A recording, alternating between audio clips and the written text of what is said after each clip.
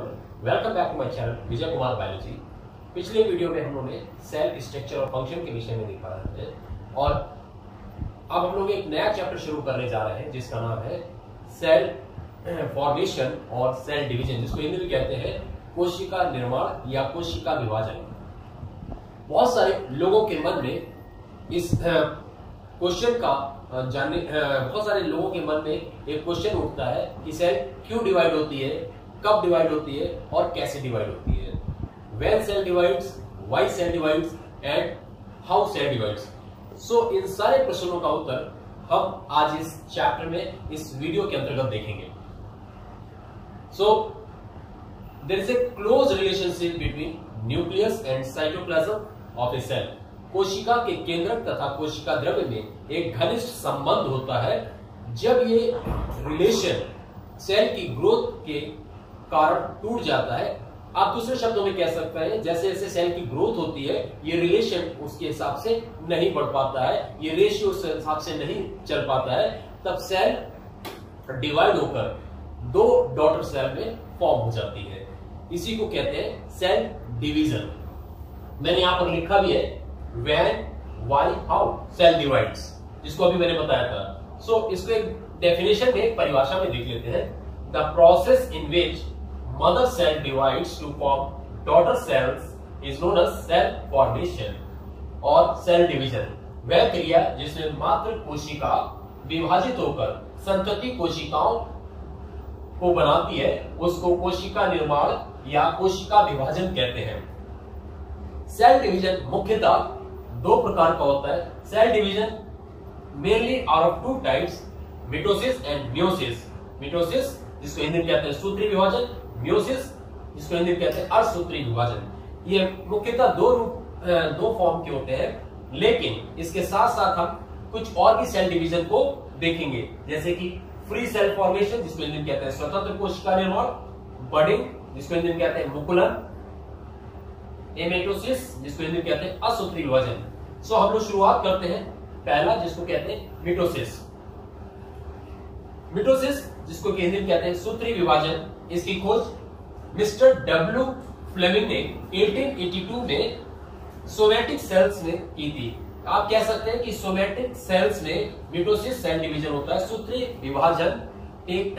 विभाजन जो है ये कायिक कोशिकाओं में होता है। Mitosis takes place in somatic cells or vegetative cells. Remember this point. It takes place in meristematic cells in growing regions of plants. ये meristematic cells में वृद्धि प्रदेश के क्षेत्रों में पाया जाता है और इसको दो पार्ट में स्टडी की जाती है। Number one, karyokinesis. Karyokinesis means the division of nucleus. Number two, cytokinesis. It means the division of cytoplasm.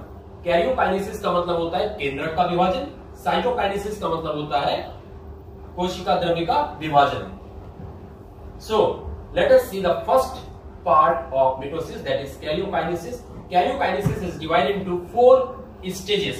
Number one, prophase जिसको हिंदी में कहते हैं पूर्वावस्था। It is first and longest stage of mitosis. The chromatic reticulum opens into small condensed threads known as chromosomes. The chromatids of each chromosome coil over one another. At the end of this stage, the nucleolus decreases in size and nuclear membrane disappears. The number of chromosomes is fixed for a species. Hindi में इसको देख लेते हैं। पूर्वावस्था सूत्री विभाजन की सबसे लंबी अवस्था होती है। इसमें क्रोमैटिन जालिका छोटे संघनित भागों में खुल जाता है। इन संघनित भागों को गुणसूत्र कहते हैं।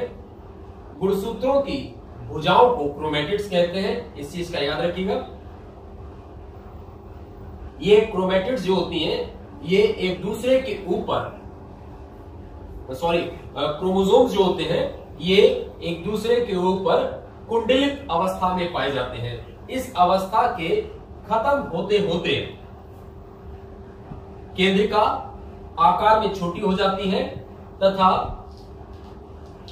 केंद्रक कला गायब हो जाती है। प्रत्येक प्रजाति में गुणसूत्रों की संख्या निश्चित होती है।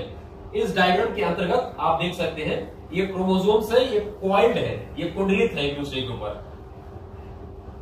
ये प्रोफेस स्टेज में और ये न्यूक्लियोलस है। ये न्यूक्लियोलस जो होता है प्रोफेस स्टेज समाप्त होते होते गायब हो जाता है।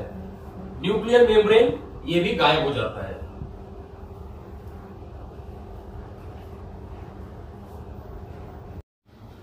नेक्स्ट स्टेज जो है वो मेटाफेज है। सेकेंड स्टेज इज मेटाफेज, इसको हिंदी में कहते हैं मध्य अवस्था। In this stage chromosomes lie at the equator. The arms of chromosomes extend freely in the surrounding cytoplasm. The chromosomes becomes shortest and thickest. Chromatids are no longer twisted around each other. Spindle fibers develops. Hindi में देख लेते हैं इसको। इस अवस्था में, जिसको कि मध्य अवस्था कहते हैं, इस अवस्था में जो गुणसूत्र होते हैं वो इक्वेटर पर आ जाते हैं। क्रोमोसोम्स की भुजाएं स्वतंत्र होती हैं और ये कोशिका द्रव्य में इधर उधर घूमती रहती हैं। क्रोमोसोम्स या गुणसूत्र छोटे लेकिन मोटे हो जाते हैं। क्रोमेटिड्स, जिसको हिंदी में भुजाएं कहते हैं, क्रोमेटिड्स जो है वो अब एक दूसरे के ऊपर ओवरलैप नहीं करती है, ये स्वतंत्र होती है। मैंने पहले ही बताया आपको। स्पिंडल फाइबर्स डेवलप्स, तर्क जो है वो विकसित हो जाता है। यहां पर ये देखिए स्पिंडल फाइबर डेवलप हो गया है और एक क्रोमोसोम्स जो है इक्वेटोरियल लाइन पर आ जाते हैं। नेक्स्ट है एनाफेज, जिसको हिंदी में कहते हैं पश्चावस्था। It is the shortest of all stages of mitosis. In this chromatids start separating from each other and adopts UVL shape, and because of repulsive force they attract towards the opposite poles. पश्चावस्था mitosis की या सूत्री विभाजन की सबसे छोटी अवस्था होती है। इसमें भुजाएं गुणसूत्र की एक दूसरे से अलग होना प्रारंभ कर देती हैं और गुणसूत्र जो है वो UVL आकार के बन जाते हैं तथा प्रतिकर्षण बल के कारण ये विपरीत ध्रुवों की ओर आकर्षित होने लगते हैं। ये देखिए यहाँ पर गुणसूत्र जो है वो ऑपोजिट पोल्स की तरफ अट्रैक्ट होना शुरू कर देते हैं। The last stage of mitosis is telophase, जिसको हिंदी में कहते हैं अंत्यावस्था। In this chromosomes arrive at the opposite poles. Spindle fibre disappears. In this, two daughter chromosomes form and nuclear membrane develops around each group. Nucleolus reappears. In this stage, chromosomes are no longer seen to be present separately. In this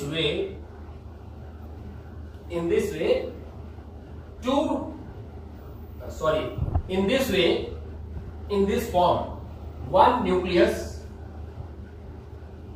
form two nuclei. इस प्रकार के अवस्था में गुणसूत्र विपरीत ध्रुवों पर पहुंच जाते हैं। तर्क जो है वो गायब हो जाता है। संतति गुणसूत्र दो बन जाते हैं। केंद्रक कला फिर से प्रकट हो जाता है। केंद्रिका फिर बन जाती है। इस अवस्था में गुणसूत्र अब अलग अलग दिखाई नहीं देते हैं, लेकिन ये जालिका के रूप में दिखाई देते हैं और इस प्रकार से एक केंद्रक से दो पुत्री केंद्रिकाएं बन जाती हैं। यहां पर देखिए दो पुत्री केंद्रिकाएं बन जाती हैं। अब इसके बाद जो है साइटोप्लाज्म का डिवीजन शुरू होता है। जब कैरियोकाइनेसिस खत्म हो जाता है तब साइटोप्लाज्म का डिवीजन शुरू होता है और साइटोप्लाज्म जो होता है, ये जो दो डॉटर न्यूक्लियाई बनी है, दो पुत्री केंद्रक कोशिकाएं बनी है, इनके चारों ओर साइटोप्लाज्म आ जाता है और इस प्रकार से एक सेल से दो सेल डेवलप हो जाती हैं। नाउ अब हम बात करते हैं कि इसमें समय कितना लगता है मिटोसिस में। मिटोसिस को कंप्लीट होने में हाफ आवर से लेकर 3 घंटे का समय लगता है। It takes place to complete from half an hour to 3 hours, but ये टेम्परेचर के ऊपर भी डिपेंड करता है। कुछ सीमा तक जैसे टेम्परेचर बढ़ेगा, इसका जो मिटोसिस का टाइम है ये भी घट जाता है। टेम्परेचर बढ़ने पर ये घट जाता है। अब हम बात करते हैं मिटोसिस के सिग्निफिकेंस की, इसके आर्थिक महत्व के बारे में।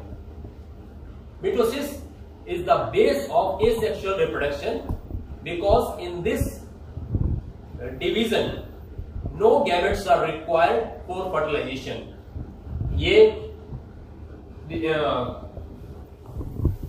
जो कोशिका विभाजन होता है ये अलैंगिक जनन का आधार है। इसमें युग्मकों के बिना ही एक नया प्राणी बनकर तैयार हो जाता है, नंबर 1। नंबर 2 हम बात करते हैं कि in this type of division 2 daughter cells which are formed by the parental cell are same in all aspects। इसमें 2 संतति कोशिकाएं जो बनती हैं वो पूरी तरीके से मात्र कोशिका के समान ही होती हैं। सो ये 2 मेन पॉइंट है, इनको आप ध्यान रखिएगा। That's all in mitosis. इस वीडियो को शुरू से लेकर लास्ट तक देखिएगा और लाइक और शेयर करना ना भूलिएगा। Thank you.